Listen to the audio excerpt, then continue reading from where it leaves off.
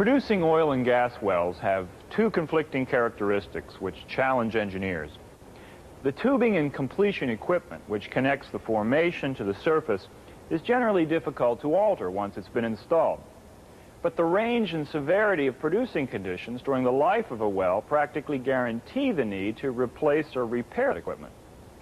Wireline operations permit repairs or revisions to the subsurface completion without the need for removal of the tubing and the expense that would entail, particularly at off locations. Wireline also permits routine data gathering and sampling activities and generally provides a means of physical contact between the operator and the distant subsurface. Here at the Baker Training Center test well, we see the equipment required for wireline. It's fairly straightforward. A steel wireline, of course, a system for bringing it to and out of well, and the appropriate assembly of piping and connections to permit pressure obtained from the tubing. Also required are a device for accurately measuring the length of wireline in the well, another device to measure the force being pulled by the wireline, and a series of tools which can be easily and quickly attached to the end of the wireline to perform the necessary subsurface activities. In this first unit, we shall follow the rig-up of a typical wireline system and become familiar with the basic equipment. In the following unit, we shall cover the subsurface completion components designed for wireline operation and the manner in which wireline may be used to solve subsurface producing problems. When a wireline crew and the wireline equipment arrive at a well location to perform wireline service, there will be numerous pieces of equipment that must be assembled before wireline operations begin. First, the connection on the wellhead must be adapted to the connections used on the wireline equipment. The lubricator sections are laid out and assembled next to the wellhead. The lubricator is the sectional pipe used to contain the tools during entry and exit into the tubing. With the gin pole in position, the wireline valve may be lifted and placed in position on top of the tree, where it is made up to the tree connection. If a situation should arise that requires the well to be closed at the surface while wireline is in the well, the wireline valve may be closed without damaging the wireline. The tool string is assembled and slid into the top of the lubricator, leaving about 1 foot sticking out of the top of the lubricator. The wireline is threaded through the stuffing box and attached to the wireline socket by tying a knot in the wireline. The wireline socket is screwed onto the tool string, and the completed tool string is pushed completely into the lubricator. Now the stuffing box can be attached to the top of the lubricator sections to complete the lubricator assembly. The stuffing box seals off around the wireline to contain the well pressure in the lubricator stack. Before the lubricator can be lifted into position on the wellhead, the tool string must be secured in the lubricator so it cannot fall out while the lubricator is being lifted. The wire is clamped to the lubricator with a wireline clamp. Next, the lubricator is lifted into position above the wellhead with the rope falls. A shiv is attached to the tree, and the wireline is threaded through this shiv. The slack left in the wireline is reeled onto the reel of the wireline unit, and the clamp is removed from the wire. The tool string may now be lowered out of the open lower end of the lubricator and the proper tool attached to the bottom of the tool string. After attaching the proper tool, the tool string is pulled up into the lubricator and the lubricator attached to the wireline valve. Before opening the valve on the tree to begin wireline operations, the entire lubricator stack should be tested. If any leak is detected during the test procedure, wireline operation should not be begun until the source of the leak is identified and corrected. Let's look at some of this equipment more closely. First, the wireline itself. Wirelines are available in a variety of sizes, commonly stated in inches in diameter. The most common wire sizes are 0.082, 0.092, 0.105, and 0.108. The diameter of the wireline relates directly to its minimum breaking strength. The larger the wire size, the greater the strength of the wireline. The approximate minimum breaking strengths of the various sizes of plow steel line are shown in your manual. When exceptional strength is required, a braided wire line is used at low pressure situations. However, there are other factors that affect the strength of the wire line. When wire line is run into the well, it must make a number of bends as it comes off the reel and makes its way to the well. This bending of the wire line tends to take its toll over time and causes the wire line to become work hardened. So wire that has been worked is not as strong as wire that is new. Generally speaking, 80% of the minimum breaking strength is considered to be the maximum working strength of a wire line. But even that safety factor is no guarantee that the wire line won't break. A wire line, like a chain, is only as strong as its weakest link. Wireline units come in a variety of types and sizes and are available from many manufacturers. They may be mounted on trucks or trailers for land locations, boats for inland waters and shallow offshore locations, or may be self-contained compact units for use offshore. They are all designed for one purpose: to allow the tools and wireline to be lowered into and retrieved from the wellbore. The reel systems used on wireline units must have a power supply, which may be a diesel or gasoline engine, or an electric motor. This power supply may run the reel directly, or else operate a pump to supply fluid to a hydraulic motor. Most modern wireline units use hydraulically operated reel systems, which gives the wireline specialist the precise control needed to perform sensitive wireline operations. The most common depth measuring device is a measuring wheel, which is connected to a Veeder root counter. This device permits the wireline specialist to determine the measured depth at which the tools have reached in the well simply by seeing what depth is registered on the counter. Immediately after leaving the wireline reel, the wireline is looped around the counter wheel. The wheel is precision machined so that when the wireline is wrapped around it, the circumference of the circle measured to the center of the wireline is exactly 2 feet. There are counter wheels machined for each size of wire. In addition to the counter wheel, there are 2 pressure wheels on the counter assembly, one mounted above the counter wheel and one mounted below. These pressure wheels keep the wire in place and minimize slippage. The Veeder root counter is attached to the shaft of the counter wheel either directly or via a cable, similar to an automobile speedometer cable. It is geared so that each revolution of the counter wheel counts off 2 feet on the counter. The counter has a key which allows the wireline specialist to zero the counter before lowering the tools in the well. The weight indicator tells the wireline specialist the weight or tensional force that is being pulled on the wireline. As we'll see shortly, this information tells the operator many things about what is happening downhole. The standard device for the industry is the Martin-Decker weight indicator. This weight indicator's primary component is a load cell, which is secured to the wellhead or some other equally secure location as close as possible to the tree. To the other end of the load cell is attached a sheave, which is called a hay pulley. The wire line from the wireline unit is strung through the hay pulley and continues up the side of the lubricator to the sheave on the stuffing box and on through the stuffing box to the wireline socket of the tool string. Inside the load cell is a fluid-filled diaphragm. When a load is placed on the wire line, the fluid inside the diaphragm of the load cell is compressed and the fluid is pressurized. The pressure is transmitted to a gauge mounted on the panel of the wireline unit, which gives the specialist a reading of the weight being pulled on the wireline. In order to perform wireline operations on a well, it is necessary to be able to gain access to the wellbore and run wireline tools into the wellbore while there is pressure on the well. This is accomplished using the lubricator and the stuffing box. Lubricator sections come in a variety of diameters and pressure ratings. The size of the sections used on a given well will be determined by the size of the equipment being run in the well and the size of the tool string being used to run the equipment. Lubricator sections are about 8 feet long for ease of handling and transportation. The lower lubricator section is normally larger than the upper sections to allow space for the larger diameter equipment that will be attached below the operating tool string. The lower sections of the lubricator must have ports for valves to allow the pressure to be released from the lubricator when the lubricator stack is to be lifted off the wellhead. The lubricator, stuffing box, and wireline valve normally have quick union connections for ease of assembly. The quick union has 3 parts: the box, the pin, and the collar. To assemble the quick union, the pin with the O-ring seal is slipped into the box end of the quick union until the shoulder of the pin rests against the top of the box.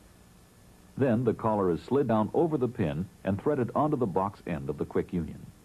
The connection is designed to be made up by hand. When the pressure is admitted into the lubricator stack, the pressure will tend to push the box and pin ends apart. The spreading action locks the collar, so that as long as there is pressure in the lubricator stack sufficient to keep the collar locked, the collar cannot be unthreaded from the box. The stuffing box seals around the wire line and allows the tools to be run into the well with no loss of well fluids. Inside the stuffing box, the packing is held in place by two glands, one below the packing and one above. The gland above the packing is held in place by an adjustable packing nut so that the packing can be compressed to expand it against the wire. The packing segments are small cylindrical-shaped pieces of rubber or some other elastomer with a hole through the middle. Anytime wireline is run into a well, there is always the possibility that something could happen that would require the well to be shut in while the wire is still in the well. The wireline valve permits the specialist to do this without damaging the wire line.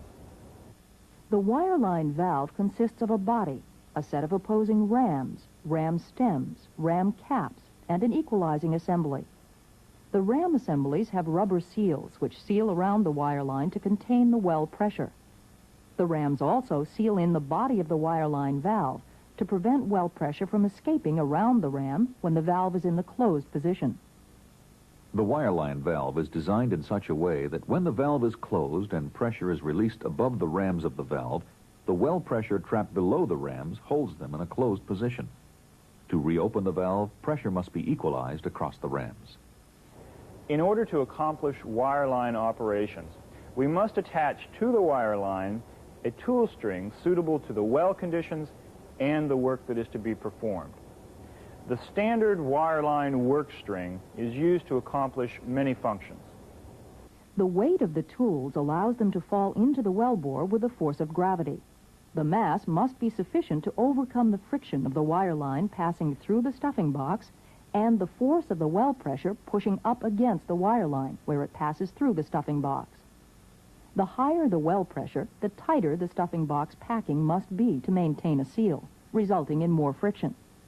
Also, the higher the pressure, the greater the force against the wire line cross-section in the stuffing box. The logical conclusion is that as well pressure increases, the tool weight must also increase. When the well is drilled at an angle, the tools lay on the side of the tubing when falling into the wellbore. This causes friction and requires that more weight be added to the tool string. Because of these factors, tool string lengths can sometimes be quite long. Long tool strings must also be somewhat flexible to allow the tools to pass through the tubing, which in many cases is not perfectly straight. Of course, we must be able to perform work with the tool string once we position it in the well at the proper depth. Since we cannot rotate the tool string, and since wireline's small diameter limits the amount we can pull on it, wireline work is accomplished by delivering a series of hammer-like blows, either upward or downward, using the tool string. This is called jarring. And it is delivering this action which is the primary function of the tool string. Let's look at the components of a typical tool string individually.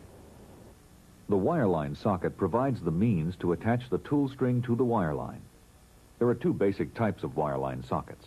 The first type requires the wireline specialist to tie a wireline knot to attach the wire. The knot is tied by looping the wire around the disc and wrapping the wire back over itself to form the knot. This type of socket is normally used on carbon steel lines with diameters of 0.092 inches and less. For larger diameter wire lines, another type of wireline socket is used. With this type, a wedge and a thimble are used to attach the wire line. The wire line is bent around the wedge and pushed back into the thimble. The body of either type of wireline socket is machined with an external fishing neck flange, which allows latching and retrieving the tool string if it should become lost in the well. The stem provides the mass required for jarring operations and to carry the tools into the well. By adding or removing stem sections from the tool string, the wireline specialist can control the force of the impact being delivered downhole. The size and type of stem used is determined by the size of the tubing bore, the operation to be performed, and the amount of lubricator that can be raised over the well. The jars allow the wireline specialist to deliver the hammering blows that are essential to perform most wireline operations. The jars are attached to the tool string below the stem. They look like two long chain links which can be slid together or apart.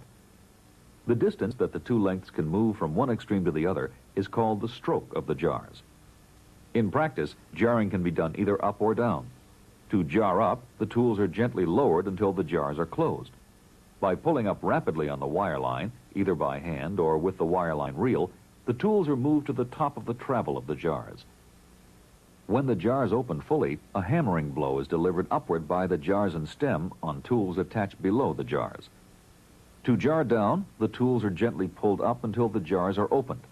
Then, by releasing the wireline rapidly, the jars are suddenly closed by the weight of the stem falling. This delivers a downward impact to the tools below the jars. In this manner, the wireline specialist can deliver the hammering blows needed to perform wireline operations downhole. Knuckle joints are used in the tool string to give the string flexibility. In crooked or corkscrewed tubing, this flexibility is important to allow the tools to pass through the tubing with a minimum of drag or friction between the tools and the tubing. At least one knuckle joint will normally be used directly below the jars in the tool string. This knuckle joint is used to allow the larger diameter tool or subsurface control attached below the joint to centralize itself in the bore of the tubing. These, then, are the components of the standard work string: the socket, the stem, jars, and the knuckle joint. In addition to the specialized subsurface production controls run into the tubing with this work string, there are several other commonly used tools which may be run for routine operations. For example, the first step in performing any wireline operation downhole is to determine if the tubing is clear to the depth at which that operation is to take place, and if not, to clear any obstruction from the tubing. This is the function of the tubing conditioning tools, which are normally part of the service equipment used by the wireline specialist. The tubing gauge cutter is normally run prior to any other wireline operation to check that the tubing is free of obstructions. These gauges are normally slightly smaller than the minimum ID of the tubing to allow the gauge to pass through the tubing but stop if any obstruction is encountered in the tubing bore. These gauges are beveled to remove paraffin deposits or light scale deposits from the tubing wall. The tubing swage can be used to open up constricted places in the tubing if they are not severe. This tool is tapered on both ends to allow the tool to be jarred through an obstruction repeatedly until the tubing ID is returned to normal. The tubing broach is also a tool designed to remove obstructions in the tubing wall. It is particularly useful for removing metal burrs from tubing ends that may have been damaged while tubing was being run during completion. The primary difference between the broach and the swage is the swage does not remove metal from the inside surface of the tubing, and the broach does actually shave metal away from the tubing. The blind box is a solid metal tool used to hammer down on an obstruction when heavy downward jarring is required. It could be thought of as the head of a wireline specialist's hammer. The tool surface is flat and hardened, so it will not flare out on the bottom when it is being used to hammer on tools or other obstructions in the tubing. The impression block is used to take impressions of hard or metallic objects in the tubing in order to determine their size, shape, and relative position in the tubing. It is an important tool to the wireline specialist when trying to identify tubing obstructions during fishing operations. It is made by pouring molten lead into a metal sleeve machined for this purpose. Once dressed to a smooth face, the tool is lowered to the obstruction and gently set down on it. Jarring down only once will give an impression of the object to be fished. Pulling tools are designed primarily to be used to retrieve subsurface devices from the tubing bore. Such devices are designed and constructed to provide a place near the upper end of the device for a pulling tool to engage or latch the device so it can be unlocked and retrieved from the tubing bore. This part of the device is commonly referred to as a fishing neck. Some devices are constructed with fishing necks that require the pulling tool to go over the outside of the neck. Other devices are constructed with fishing necks that require the pulling tool to latch inside the fishing neck to retrieve the device. Whenever a subsurface device is latched in the tubing bore, there is always the possibility that it may become stuck or that some other condition exists downhole, preventing the device from being retrieved from the tubing. All standard pulling tools are designed so that if such a condition exists, they may be released from the fishing neck to allow the tool string to be retrieved from the wellbore. This is usually accomplished by shearing a metal pin in the pulling tool. To shear the pin in some tools requires that the operator jar up with the tool string. Other tools shear with downward jarring. Obviously, the intensity of the jarring required to shear the pin must be greater than would normally be required to pull the downhole device.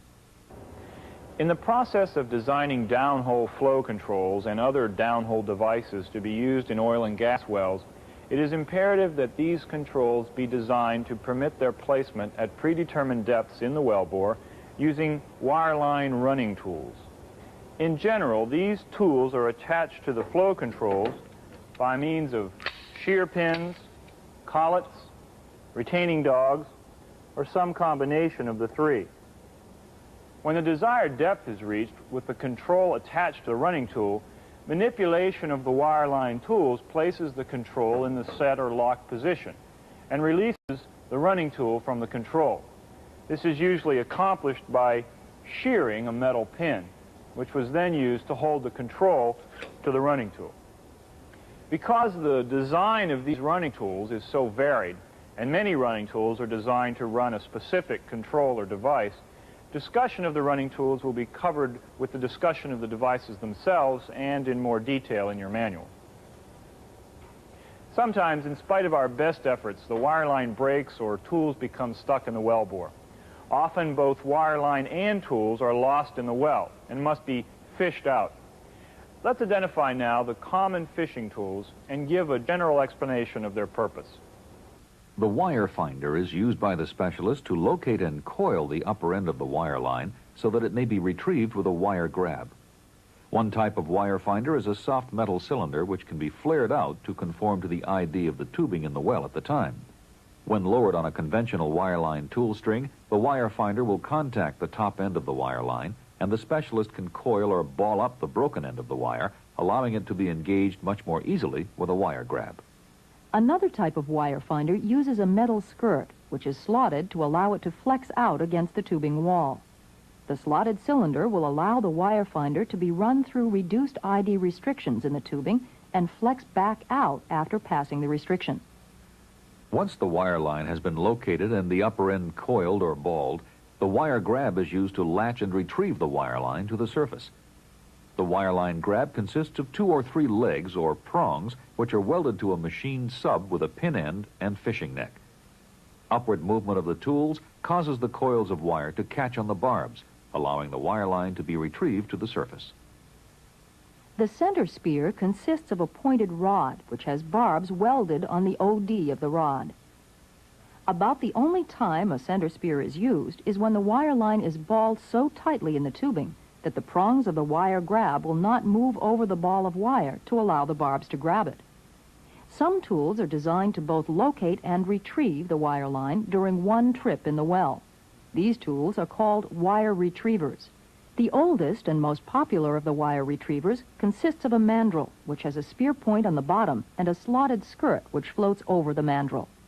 The ID of the skirt and the OD of the mandrel are machined to have matching tapers, which, when the skirt moves down over the mandrel, will wedge the wire line between them and grab the wire.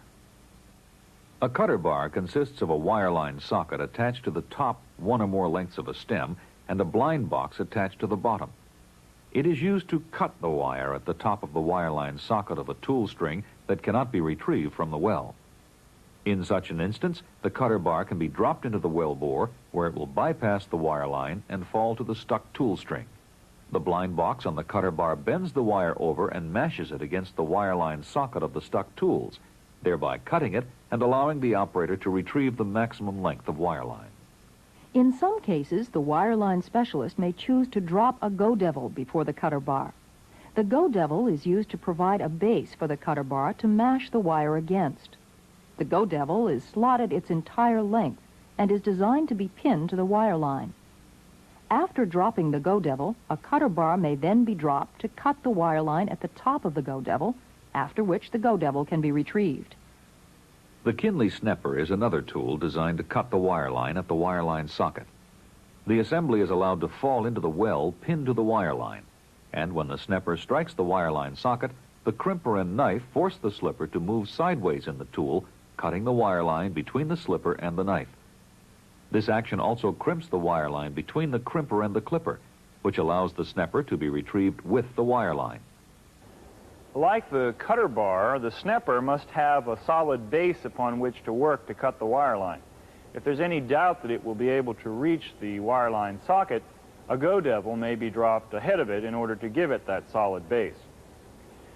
Sometimes sand deposits or bridges will build up in the tubing and prohibit wireline operations. If this is the case, some type of baler may need to be run in order to remove these deposits. Pump balers consist of a barrel, plunger, and baler bottom. In operation, the baler is stroked to create a suction which picks the sand up into the baler. To hold the sand inside the baler once it is picked up, the baler bottom is designed with a check valve, which opens on the upstroke to allow the sand to enter the baler, but then closes once the stroke is completed to prevent the sand from falling out the bottom of the baler. Although there are many designs of hydrostatic balers, they all use the same operating principle. The barrel of the baler is sealed with atmospheric pressure inside. Then the baler is run to the top of the sand. Downward jarring on the baler will shear a pin or disc, which opens the baler to the higher bottom hole pressure in the wellbore. The pressurized well fluids rushing into the barrel of the baler carry the sand into the barrel where it is trapped by the ball check in the baler bottom. Balers are often modified by the wireline specialist to remove junk from the wellbore which is too large to pass through the baler bottom. By adding a junk basket to the baler bottom, gun debris, pieces of metal, rubber, wireline, or other types of junk can be picked up and removed from the wellbore with the baler. Certain tools and equipment are only used in special situations. However, these specialty tools are often essential to the successful completion of the wireline operation. For example, roller stems, stem sections with small rollers on them, can be used in highly deviated wells to reduce the friction of the tools lying on the tubing and improve tool string performance. Tubular jars, such as these here, are sometimes used in place of the link jars we saw earlier for some operations. They are made from a tube or cylinder which slides over a mandrel to deliver the jarring impact, like that.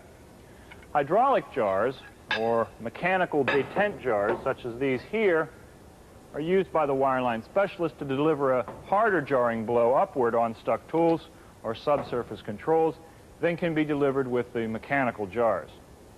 The tools covered in this section are generally considered to be the most common working tools of the wireline specialist. They are designed to allow the specialist to set or retrieve subsurface equipment within the tubing string. In the next unit, we shall discuss the basic types of subsurface flow control equipment for which these wireline tools are designed. For now, please read the first section of the manual and work those exercises.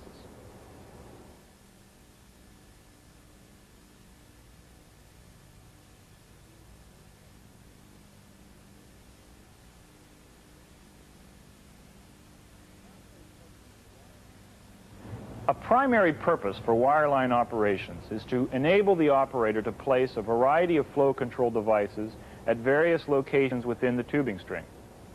These devices generally must permit flow or hold pressure in either the upward or downward direction.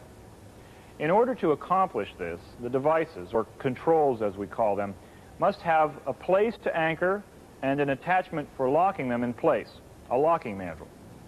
Various systems have been designed to permit controls to be selectively placed in a particular location by varying the locking mechanism, the anchoring receptacle, or the running tool.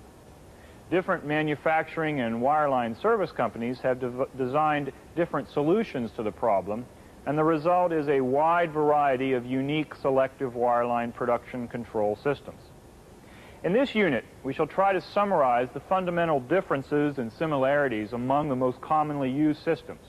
We shall begin by discussing non-specific locking mandrels, and then the more specific locking mandrels and their receptacles, and finally the types of controls commonly installed using these systems. Lock mandrels are flow-through devices used to anchor subsurface flow controls in the flow stream of the well. Lock mandrels will either anchor directly in the tubing wall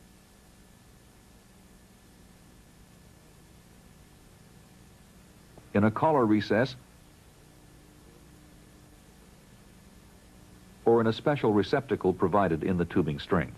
All locking devices have certain features that are the same. They must have a means to be securely anchored in the flow stream of the well. They must have a seal that will contain the pressure of the well. They must allow the attachment of a subsurface control. It must be possible to set and retrieve them in the tubing bore.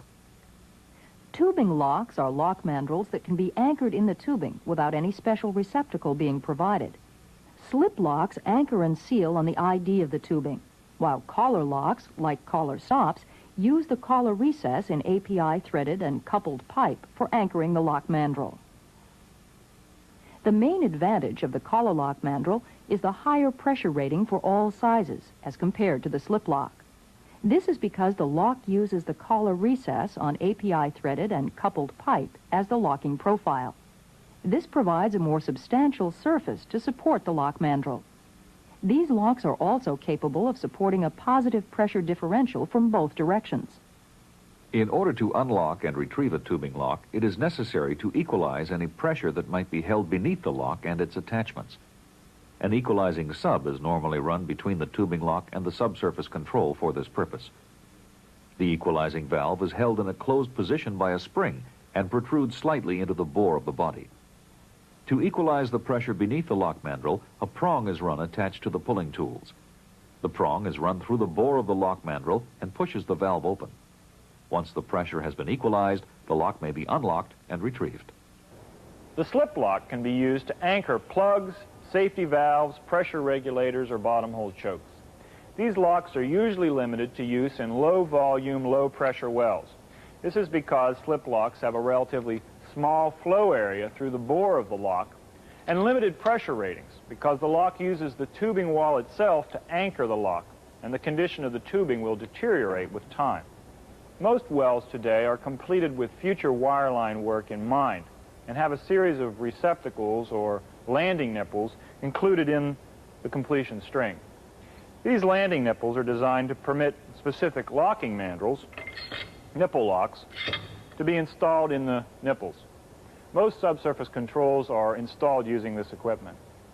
A landing nipple is a short section of pipe which is threaded on each end and installed as part of the tubing string during completion of the well. The landing nipple is machined with an internal profile to provide a place for a locking mandrel to lock into the nipple to anchor a subsurface control, as shown in these cutaway nipples. The nipple is also machined with a polished area below the locking profile, which is called the packing bore. The packing bore provides a smooth surface on which the seals of the locking mandrel can seal for pressure control in the wellbore. Some landing nipples have an additional profile machined internally to locate the running tool for proper positioning of the lock mandrel during the running procedure. The most commonly used landing nipples are available in two different types. These are selective landing nipples and no-go landing nipples. Selective landing nipples are essentially unrestricted nipples. Several selective nipples with the same internal diameter can be installed at different depths in the same tubing string. These nipples are called selective nipples because once they are installed in the wellbore, we can select any nipple in the tubing and install a specific lock mandrel in that nipple. What must be remembered is that the nipple, the lock mandrel, and in some cases the running tool used to run the lock mandrel together comprise a system whereby this selectivity is possible. For every selective nipple system, there is a compatible no-go nipple that is designed to be used with it. A no-go nipple is a nipple that has a restricted ID as compared to the selective nipple of the same nominal size. Because the nipple is restricted, only one no-go nipple of a given size may be included in the tubing string, and it must be run beneath all selective nipples of the same nominal size for the completion to be compatible. A lock may be run through the upper selective nipples in the tubing until the no-go nipple is reached. The nipple is called a no-go because once the lock reaches the nipple, the shoulder of the lock no-goes on the restricted ID of the nipple, preventing it from passing through the nipple and simultaneously positioning the lock mandrel for setting. The three most commonly used selective landing nipple systems are those designed by Otis Engineering, Baker Flow Controls, and Camco. Let's discuss each of these individually. The Otis S nipple has two profiles machined in it, the top profile being the locking profile and the lower profile being the locating profile. Between the locking and locating profiles is the polished packing bore. Up to 5 different locating profiles can be machined in the nipple.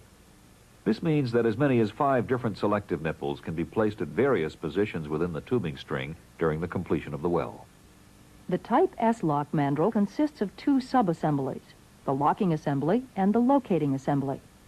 5 different profile keys corresponding to the profiles in the 5 positions of nipples may be incorporated into the locating assembly.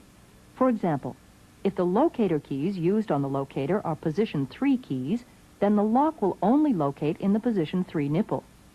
This is how the lock is able to select the nipple in which it is set. Otis Type X equipment is Otis's running tool selective system. When selectivity is achieved with the running tool instead of the profile machined in the nipple, all the selective nipples in the tubing string can be identical. All Type X nipples have the same locking profile. All X nipples of the same size have the same hone bore ID. Because the nipples are identical and selectivity is determined by the running tool, as many nipples as desired may be run in the tubing string. The design and function of the X lock is a little more complicated than the S lock. The position of the keys on the lock mandrel are controlled by double-acting springs. These springs either hold the keys retracted into the key retainer while the lock is being run in the well, or they move the keys out to locate the nipple once the desired nipple has been reached. The key positions of the lock mandrel are controlled by the running tool, and the running tool used to run the X lock is the Type X running tool. With the running tool in the running position, the keys of the lock mandrel are retracted in the running position. This allows the lock to be run through any or all nipples in the tubing string without locating. To locate the nipple the lock is to be locked in, the specialist must run the lock and running tool through the nipple and then pull them back upwards again for the nipple. This trips the running tool and spring loads the keys of the lock mandrel, thereby placing the lock mandrel in the locating position. Then the lock and running tool are slowly lowered into the nipple. The spring-loaded keys of the lock move out into the locking profile, and the right-angled shoulder on the keys catches the right-angled shoulder of the profile in the nipple. Once the lock is located and locked into the nipple using a downward jar, upward jarring shears the pin holding the core of the running tool to the packing mandrel of the lock, which in turn releases the running tool from the lock and leaves the lock set in the nipple. The XN nipple is the no-go version of the Otis Type X nipple. The X lock may be changed to an XN lock simply by changing the X keys, replacing them with XN keys, and adding a no-go sub. The XN lock is run exactly the same way as the X lock, with one exception. Since the XN lock cannot pass through the no-go restriction in the nipple to trip the running tool must be tripped on the last selective X nipple in the well. The XN keys on the lock will not locate in the profile of the X nipple, but will pass through it and allow the lock to be run to the XN nipple. Camco equipment features running tool selectivity in sizes up to and including the 3.5-inch size. For larger tubing sizes, 4 or 7-inch sizes, all locks and nipples are no-go. The selective Camco nipple is called the W1 nipple. The W1 nipple has a simple locking profile with a honed bore beneath the profile. The Camco Type M lock mandrel is designed for the W1 nipple. The running tool designed to selectively run the M-lock mandrel is the W1 running tool. The M-lock is pinned to the running tool with 2 tangential shear pins, which pin the housing of the running tool to the dog housing of the lock mandrel. Once the lock and the running tool are pinned, they are run in the wellbore on a standard wireline tool string. Once the nipple that the lock is to be locked into is passed by the wireline tools, the tools are pulled back up through the nipple and then lowered slowly into the nipple again. The locator dogs now may spring out, which allows them to locate in the collar recess above the nipple. This positions the lock in the nipple with the locking dogs aligned with the locking profile. Downward jarring secures the locking dogs in the profile of the nipple. Upward jarring then shears the pins attaching the lock to the running tool and releases the running tool from the lock. The no-go nipple designed to be used beneath the W1 selective nipple is the D nipple, whereas the Otis uses a bottom no-go design with a no-go restriction located in the lower end of the nipple. Camco uses a top no-go design. The no-go lock mandrel designed to lock in the D nipple is the Type C lock mandrel. The C lock is run with the Camco Type D running tool. It is equalized and retrieved using exactly the same procedure as is used for the M lock. A third manufacturer, Baker Flow Control, offers selective and no-go nipples and locks for tubing sizes through 4.5 inches and a no-go nipple system for tubing sizes from 5 through 7 inches. Baker's selective nipple is called the Model F nipple, and the compatible no-go nipple is called the Model R nipple. The Model F nipple has a simple groove machined internally for the locking profile and a packing bore below the locking profile. The Model R nipple is similar in design to the F nipple, but has a no-go restriction machined into the nipple below the packing bore. The Baker nipple system is a running tool selective system. As many F nipples as necessary of the same size may be run in the tubing string. The Baker selective lock is called the S-lock assembly. 2 of the locking dogs face up to support any pressure differential from below the lock, and 2 dogs face down to support any differential pressure from above the lock. The simplest and most often used running tool is the C1 running tool. It is pinned to the S-lock by 2 sets of tangential shear pins. If the lock assembly is to be run to the uppermost F nipple of its size in the tubing, a locator ring, which will no-go in the nipple, is threaded onto the running tool. The lock is then lowered into the wellbore on wireline until the nipple is located with the locator ring. Pulling the tools up allows the up-facing locking dogs to snap into the nipple profile. Upward jarring shears the top pins in the running tool and allows the running tool to move up in relation to the lock. Once the shank clears the heel of the down-facing dogs, these dogs snap out into the locking profile. Both sets of locking dogs, both up-facing and down-facing, are now locked in the nipple profile. Upward jarring now shears the remaining shear pins and releases the running tool from the lock. The C1 running tool may also be used to set the lock in other F nipples, besides the top one of its size, by replacing the locator ring with a thread protector. Without the locator ring on the running tool, the lock may be run below the desired nipple and pulled up to it, allowing the up-facing locking dogs to locate the nipple. After locating the nipple, the same setting sequence is followed. Another running tool designed to run the S-lock is called the Model E running tool. Once pinned to the E running tool, the S-lock is run in the tubing with wireline. The lock passes through the tubing and nipples because the locks are held retracted by a plunger in the running tool. Once the nipple in which the lock is to be set is passed, the tools are pulled back to the nipple. As the running tool and lock assembly are pulled upward in the nipple, the locks on the lock assembly snap into the locking groove in the nipple. Upward jarring then shears the pins between the running tool and lock assembly, which releases the running tool from the lock and allows retrieval of the wireline tools. The equalizing subs that are used with Otis and Camco equipment can also be adapted for use with Baker equipment. Baker also makes use of an equalizing sub which has a replaceable hollow plug that protrudes into the bore of the sub and is broken off with a prong to equalize the pressure before a lock may be unlocked and pulled. Once equalized, the lock is unlocked and retrieved by running a probe, called a Model A probe, threaded into the core of the pulling tool. The A probe will retract the up-facing locks, but allow the down-facing locks to remain locked into the locking groove of the nipple. This allows the pulling tool to engage the fishing neck of the lock assembly without the risk of the lock assembly being pushed down and out of the nipple.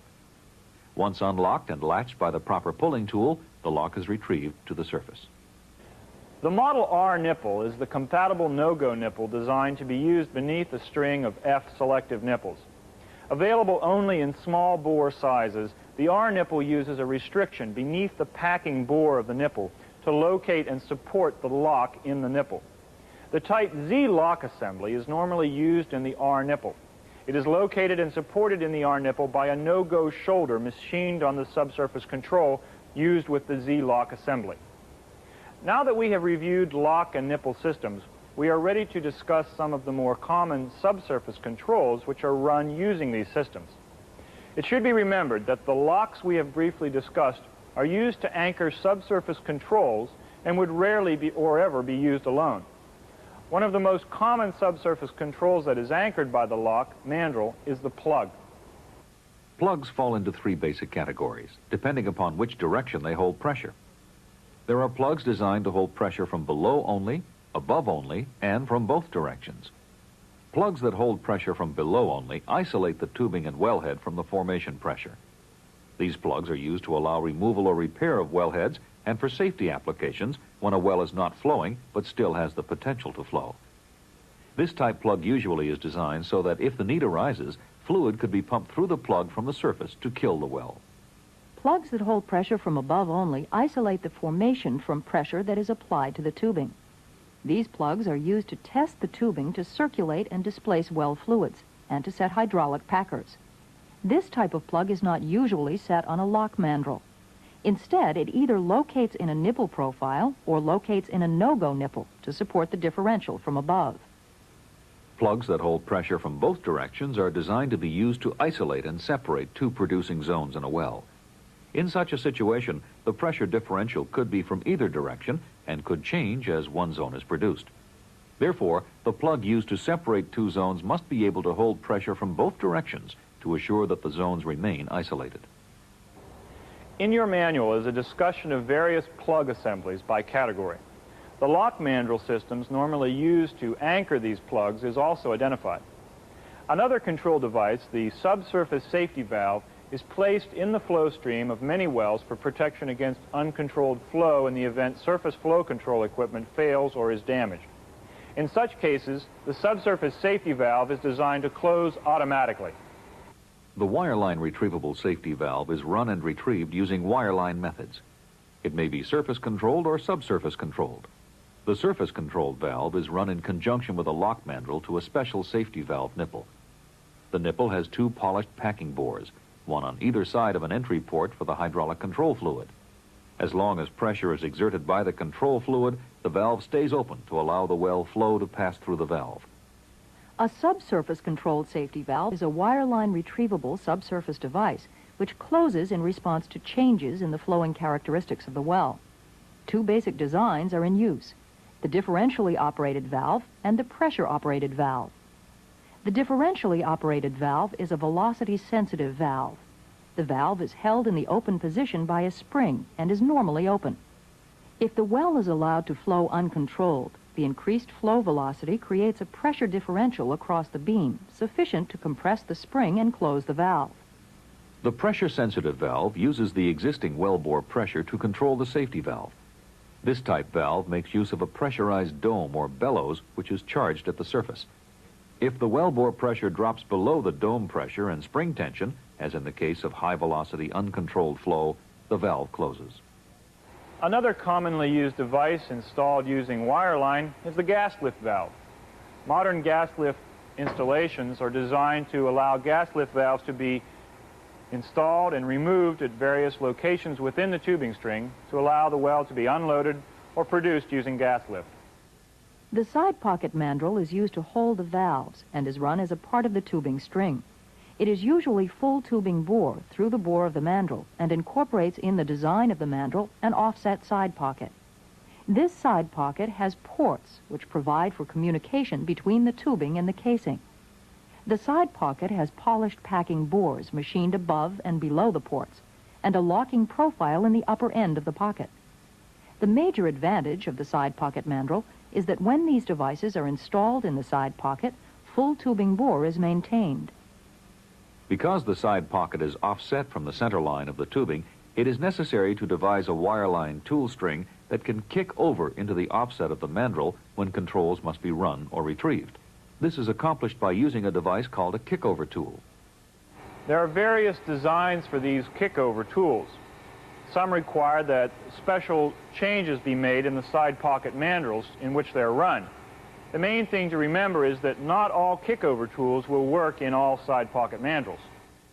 Another Wireline-operated component similar to a side pocket mandrel is the sliding sleeve or sliding side door, by far the most popular and widely used tubing casing communication device.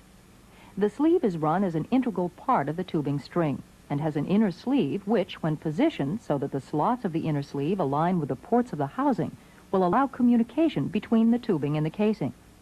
The inner sleeve is moved using a Wireline-operated shifting tool.